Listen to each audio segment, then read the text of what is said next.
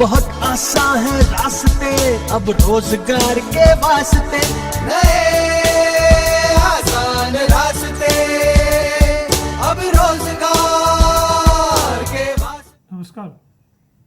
अभी किसान भाइयों, भारत सरकार द्वारा वन बाजार, वन इंडिया की अवधारणा को मूर्त रूप देने के लिए एक ऑर्डिनेंस जारी किया गया है, एक अध्यादेश जारी किया गया है। इस अध्यादेश में यह व्यवस्था की गई है कि कोई भी किसान कहीं भी अपना उत्पाद बेच सकते हैं। पूरे देश में किसी को भी वो अपना उत्पाद बेच सकते हैं। पूरे देश को एक मंडी घोषित किया गया है। देखिए, अभी तक जो व्यवस्था थी वो राज्यों में मंडियां होती थी, उनकी सीमाएं होती थी और उस सीमा के अंदर ही किसान अपने उत्पाद को बेच सकते थे। तो अगर आप मध्य प्रदेश का उदाहरण लें तो लगभग 300 मंडियां मध्य प्रदेश में कार्यरत हैं और अब इन 300 मंडियों की बाउंड्रीज़ को समाप्त करके भारत सरकार कह रही है कि पूरा देश एक मंडी होगा। दूसरे, मंडियों में जो लोग मटेरियल खरीदते थे वो व्यापारी थे और उनको वहाँ लाइसेंस लेना पड़ता था। तो अब सरकार ने ये घोषणा की है कि मटेरियल को मंडी में लाने की ज़रूरत नहीं है। जो कृषि उत्पाद है उनको वेयर हाउस पे, कोल्ड स्टोरेज पे, कारखाने के कैंपस में, फार्म गेट पे या कहीं भी जहाँ किसान चाहें और जहाँ व्यापारी चाहें कि वो लेना चाहते हैं, वहाँ वो अपने उत्पाद की डिलीवरी दे सकते हैं और मटेरियल वहाँ बेच सकते हैं। उसको सभी उद्देश्यों के लिए मंडी घोषित किया गया है। दूसरा, जो लाइसेंस है वो अब मंडी का ना होके पूरे देश का एक लाइसेंस होगा और इसके लिए राज्य सरकार अभी नियम जारी करेगी कि ये किस तरह, राज्य और केंद्र सरकार नियम उसमें आएंगे कि किस तरह का ये लाइसेंस होगा। इसके अलावा जो व्यवस्था की गई है कि इलेक्ट्रॉनिक प्लेटफार्म, अभी तक आप देख रहे थे कि ई नेम इलेक्ट्रॉनिक प्लेटफार्म था और NCDX, MCX, इस तरह के फ्यूचर वायदा बाजार के इलेक्ट्रॉनिक प्लेटफार्म थे जहां सामान्यतः व्यापारी अपनी ट्रेडिंग करते हैं। पर भारत सरकार अब कह रही है कि कोई भी प्राइवेट प्लेयर, कोई भी स्टार्टअप या जो अपना काम करना चाहते हैं वो ऑनलाइन खरीद फरोख्त के लिए प्लेटफार्म बना सकते हैं और वो भी मंडी की तरह उसको मान्यता होगी। एक और सबसे बड़ी जो बात है जिसके अभी नियम आना बाकी है कि इस प्रक्रिया से खरीदी बिक्री के ऊपर राज्य का कोई कानून लागू नहीं होगा, कोई टैक्स व्यवस्था लागू नहीं होगी। इसके अलावा जो ये अध्यादेश आया है, इस अध्यादेश में सबसे पहली बार भारत सरकार ने किसानों को ये अधिकार दिया है कि जितनी तरह के वो ऑप्शन दे रहे हैं, जितनी तरह के वो विकल्प आपको मटेरियल बेचने के लिए दे रहे हैं, ये किसान के ऊपर है कि वो किस विकल्प का चयन करता है। ये स्वतंत्रता आपको है। तो अभी तक ये जो बाध्यता थी कि आपको एक स्थानीय मंडी में वहाँ के केवल उन्हीं व्यापारियों को मटेरियल बेचना होता था जो उस मंडी के लाइसेंसधारी थे, अब आपको ये पूरा बाजार खुल गया है। पर कहने में ये बहुत अच्छा लग रहा है और इससे बहुत आगे भविष्य की बात की जा रही है, पर क्या आज का बाजार हमारा इसके लिए तैयार है? तो सबसे पहले हम बात करें कि बाजार में जो कमोडिटी बिकती है वो अंत में जाके कहाँ पहुँचती है। तो अभी हम उपभोक्ता की बात नहीं कर रहे, क्योंकि उपभोक्ता के पास जो कृषि की कमोडिटी जाती है वो प्रसंस्कृत होके जाती है। पर अगर व्यापारियों के आखिरी चेन तक हम जाएं तो आखिरी में 3 व्यक्ति होते हैं, वो हैं होलसेलर, एक्सपोर्टर और प्रोसेसर्स। ये जो लोग हैं ये अंत में कमोडिटी का वहाँ से मूल्य देते हैं। इनकी 3 शर्तें होती हैं: ह्यूज क्वांटिटी, बड़ी मात्रा, एक जैसी मात्रा, सेम क्वालिटी और कंसिस्टेंट क्वालिटी, और कॉम्पिटिटिव प्राइस, प्रतिस्पर्धात्मक मूल्य। अब दूसरी तरफ जो हमारे किसान हैं, ज़मीनें बढ़ जाने के कारण, जैसे मैं हमेशा कहता हूँ कि हमारे यहाँ एक उत्तराधिकार का कानून है, और जब भी पिताजी की मृत्यु होती है तो ज़मीन बढ़ती है, और अभी पिताजी लोगों की मृत्यु होती जा रही है और ज़मीनें बढ़ती जा रही हैं। तो औसत जो ज़मीन है वो लगभग 1.25 हेक्टेयर के आसपास है। अब जिस किसान के पास 1.25 हेक्टेयर ज़मीन होती है, उनका किसी भी फसल का जो उत्पाद होता है वो भी बहुत कम होता है। अब वो दूर की मंडी तक उस उत्पाद को नहीं बेच सकते हैं, या जो कमोडिटी के अंतिम व्यापारी हैं, होलसेलर हैं, प्रोसेसर हैं और एक्सपोर्टर हैं, जिनकी ह्यूज क्वांटिटी, सेम क्वालिटी और कॉम्पिटिटिव प्राइस की शर्तें हैं, ये किसान पूरी नहीं कर पाता है। इसीलिए एक लंबी सप्लाई चेन विकसित हुई है समय समय पे, और ये सप्लाई चेन के थ्रू ये मटेरियल उनके पास जाता है। तो सबसे पहले किसान भाइयों को ये करना पड़ेगा कि देखिए, ये बाज़ार की जो शर्तें हैं, क्वांटिटी, क्वालिटी और कॉम्पिटिटिव प्राइस, ये बदलने वाली नहीं है, ये हमेशा ऐसे ही रहेंगी। तो अगर इस व्यवस्था को ऐसे ही रहना है बाज़ार में, तो इलेक्ट्रॉनिक फॉर्म प्लेटफार्म का या ओपन मंडी का किसान तभी लाभ ले सकते हैं जब वो जिस क्षेत्र में काम कर रहे हैं वहाँ जिस फसल का क्लस्टर बन गया है, उस क्लस्टर के अधिकांश किसान एक जैसे तरीके से खेती करें। मतलब उनका पैकेज ऑफ प्रैक्टिस एक जैसा हो। अगर पैकेज ऑफ प्रैक्टिस एक जैसा होगा, अगर एक ही तरह का वो बीज उपयोग कर रहे हैं, एक जैसे तरीके से खेत तैयार कर रहे हैं, एक जैसे तरीके से खेती कर रहे हैं और ग्रेडिंग करके बेच रहे हैं, तो वो काम अलग अलग करेंगे पर उनके पास ह्यूज क्वांटिटी होगी, सेम क्वालिटी होगी, तो उनकी मोल भाव करने की क्षमता भी होगी और वो कॉम्पिटिटिव प्राइस पे मटेरियल बेच सकेंगे। तो सबसे पहली तो किसानों को यहाँ अपने काम करने के तरीके में बदलाव करने की ज़रूरत है। दूसरा कि जो मटेरियल है, जब भी जो खरीदार है, अभी मंडी में जब किसान मटेरियल ले जाता है तो किसी मंडी का व्यापारी उसको हाथ में उठा के ऐसे उसकी क्वालिटी चेक करता है, और कई बार वो खा के देखता है कि उसमें मॉइस्चर कितना है, पर वो क्वालिटी कभी भी किसान को नहीं बताता कि उसने अपने मन में क्या क्वालिटी चेक की है। अब ये जो इलेक्ट्रॉनिक प्लेटफार्म है या कहीं भी आप मटेरियल बेच रहे हैं, तो किसान भाइयों को ये समझना पड़ेगा कि कोई भी खरीदार कीमत तभी देगा जब उसको ये पता हो कि उसको किस क्वालिटी का माल, कितना मटेरियल मिलने वाला है।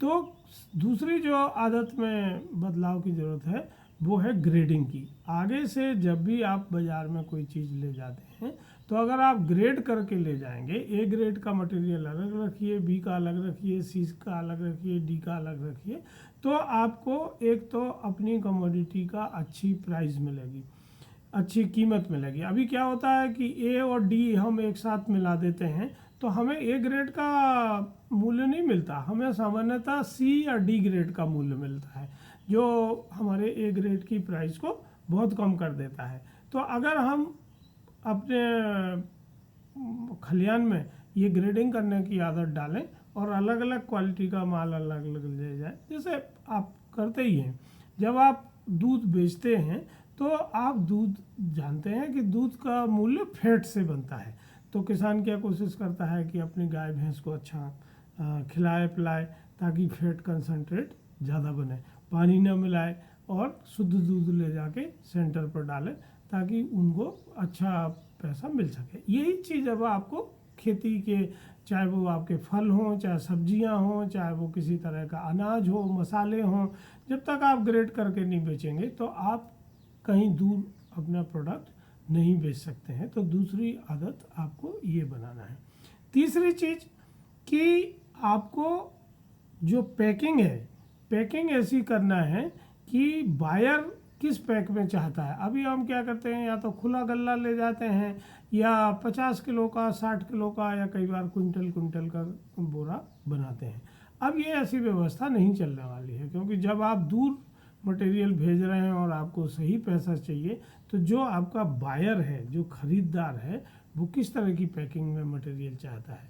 वो जूट के बैग में चाहता है, पीपी बैग में चाहता है, वो 25 किलो का चाहता है, 5 किलो का चाहता है, 50 किलो का चाहता है। अगर पैकिंग आप वैसी रखेंगे तो भी आपको अच्छा दाम मिलेगा, क्योंकि देखिए जितनी चीज़ें आप अपने खलियान में करके या घर में गांव में करके बाज़ार में उसको बेचेंगे खरीदार के हिसाब से, तो खरीदार का खर्चा कम होगा, क्योंकि खरीदार शहर में होता है। शहर में जब हम ग्रेडिंग या दोबारा पैकिंग करते हैं तो उसका खर्चा ज़्यादा होता है, गांव में उसका खर्चा कम होता है, और किसान के पास समय भी है तो वो अपने समय का उपयोग करके ज़्यादा पैसा ले सकते हैं।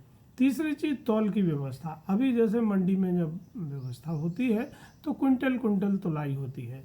अब जब आप इस व्यवस्था के तहत बेचने जाएंगे तो यहाँ आपको एक साथ आपकी एक बार में ही तुलाई हो जाएगी। जैसे अगर आप एक ट्रॉली मटेरियल ले जा रहे हैं या एक ट्रक ले जा रहे हैं 20 टन का या 25 टन का, तो एक बार गाड़ी भरी होकर तुल जाएगी, एक बार खाली होकर तुल जाएगी, या आपके यहाँ आने के पहले एक बार खाली होकर तुलेगी और भरने के बाद आप उसको तौल सकते हैं। और जो वजन का अंतर है वो आपकी जिन्स है जो उसमें लादी गई है, उसकी कीमत आपको व्यापारी देगा। अब आखिरी चीज़, अभी किसान हमेशा ये कोशिश करते हैं कि हमें हमारी जो बेची गई सामग्री है उसका नगद पैसा मिले। देखिए, ये एक पुरानी आदत थी जब हम नगद की व्यवस्था से काम करते थे, क्योंकि हमें गांव में हमेशा लोगों को नगद पेमेंट करना पड़ता था, या छोटी छोटी दुकानदारों से हम सामान खरीदते थे तो हमें नगद में व्यवस्था करना पड़ती थी। अब जैसे जैसे इलेक्ट्रॉनिक सुविधाएं बढ़ गई हैं, मोबाइल फ़ोन से पेमेंट होने लगे हैं, यूपीआई आ गया है और दूसरे बहुत सारे भुगतान के तरीके आ गए हैं, क्यूआर कोड है, यहाँ आपको कुछ करने की ज़रूरत नहीं होती है।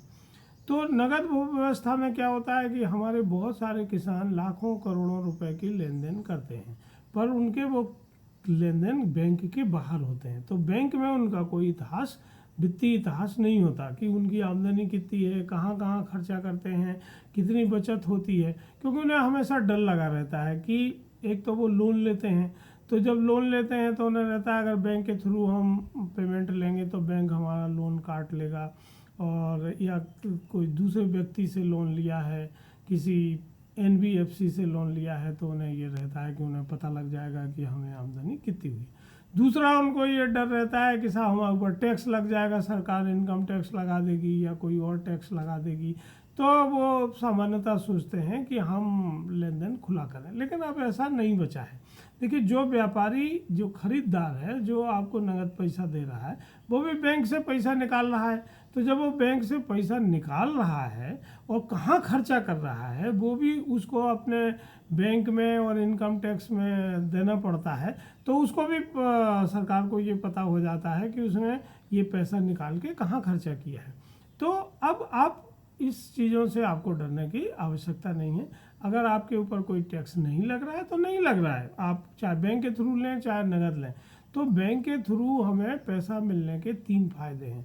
सबसे बड़ा फ़ायदा ये है कि हमारा बैंक में हिसाब रहेगा, तो जब आप लोन लेते हैं तो आपको उसी तरह लोन लेने में आसानी हो जाएगी जैसे किसी नौकरी पेशा आदमी को लोन लेने में आसानी रहती है।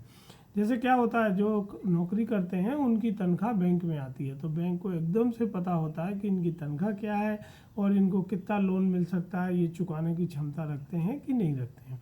तो किसान के बारे में भी यही होगा कि कोई किसान कितने का साल भर में सामग्री बेचता है, उनके खर्चे क्या हैं, तो उसके हिसाब से बैंक आपको लोन आसानी से दे सकते हैं। दूसरी चीज़ कि नगद पैसा हैंडल करने में बहुत तरह की कठिनाइयां हैं, और अभी सबसे बड़ी कठिनाई तो आपका कोरोना वायरस की है कि जब आप नोट लेते हैं, गिनते हैं वो नोट कितने हाथों से आया है, उसमें कोरोना वायरस है या नहीं है, तो आप बीमार पड़ सकते हैं और अनावश्यक समस्या में उलझ जाते हैं। तीसरी चीज़ कि हम हमेशा देखते हैं कि दिन भर किसान मंडी में सामान बेचता है और शाम को पेमेंट लेके घर जाता है, तो रास्ते में उसके साथ वारदात हो जाती है, कोई पैसा छुड़ा लेता है, चोरी डकैती हो जाती है। तो ये सब समस्याओं से निजात मिल जाएगी। आपके बैंक में पैसा आ गया, आपके पास डेबिट कार्ड है, क्रेडिट कार्ड है, या मोबाइल के ऊपर किसी भी पेमेंट का सिस्टम है, उससे आप जहाँ चाहें सामग्री ले दे सकते हैं। तो अब ये आदत को हमें धीरे धीरे डिजिटल पेमेंट की तरफ ले जाना होगा। अगर ये किसान अपनी ये 3 आदतों में बदलाव करते हैं, मतलब एक जैसे तरीके से फसल पैदा करते हैं, ग्रेडिंग के साथ बेचते हैं और नगद भुगतान लेते हैं, तो तो मुझे ऐसा लगता है कि ये जो अध्यादेश आया है इससे एक बड़ी क्रांति कृषि बाजार में होने जा रही है, क्योंकि पिछले कई दशकों से, कई हजार सालों से एक जैसा कृषि बाजार व्यवस्था हमारे देश में चलती आ रही थी। तो भारत सरकार का ये निर्णय बहुत सही समय पे आया है और किसानों की आमदनी बढ़ाने के लिए ये एक बहुत महत्वपूर्ण कदम है। पर इसका लाभ हम तभी ले सकते हैं जब नई व्यवस्था के हिसाब से हम अपने कामकाज को बदलें। अगर हम नहीं बदलेंगे तो हमें कोई लाभ उसका होने वाला नहीं है। तो ये आपको समझ लेना चाहिए, और जो जितनी तेज़ी से बदलेगा उतना आगे जाएगा, क्योंकि जीवन का मंत्र ही है बदलाव का। बदलाव के बिना कोई चीज़ रहती नहीं है। ठहर गया तो मर गया। तो आपको नए तरीके से काम करना है। मेरे बहुत सारे साथी हैं जो खेती में अपना कारोबार शुरू करना चाहते हैं, स्टार्टअप शुरू करना चाहते हैं। विद्यार्थी हैं जो बीएससी एजी हैं, एमएससी एजी हैं, एमबीए हैं, और उनके लिए भी ये बड़ी अपॉर्चुनिटी भारत सरकार ने तैयार की है, जहां आप अपना मार्केट सेटअप कर सकते हैं। आप किसानों के उत्पाद लेके आगे आसानी से बेच सकते हैं और अपना बिजनेस को आगे बढ़ा सकते हैं। जहां आपको मदद की ज़रूरत है वहां ई फसल आपको इस काम में मदद करती है। आप ई फसल की वेबसाइट पे जाइए, हमसे संपर्क करिए, और आप हमसे संपर्क करते हैं तो किसी भी तरह की आपको मदद की ज़रूरत है, हम लोग निःशुल्क परामर्श देते हैं। और हमारा उद्देश्य है कि किसान खुशहाल हो और जो बेरोजगार हैं वो बेरोजगारी ख़त्म हो। तो गांव में रोज़गार के अवसर कैसे बढ़ें उस पर हम लोग काम कर रहे हैं। तो हमें खुशी होगी आपके सवालों का जवाब देके, और आपकी अगर मदद होती है हमारे किसी सहयोग से तो ये एक अच्छी बात होगी। तो आगे आए, बदलाव लाएं ज़िंदगी में, नई व्यवस्था को समझें और इसका लाभ उठाएं। धन्यवाद, नमस्कार।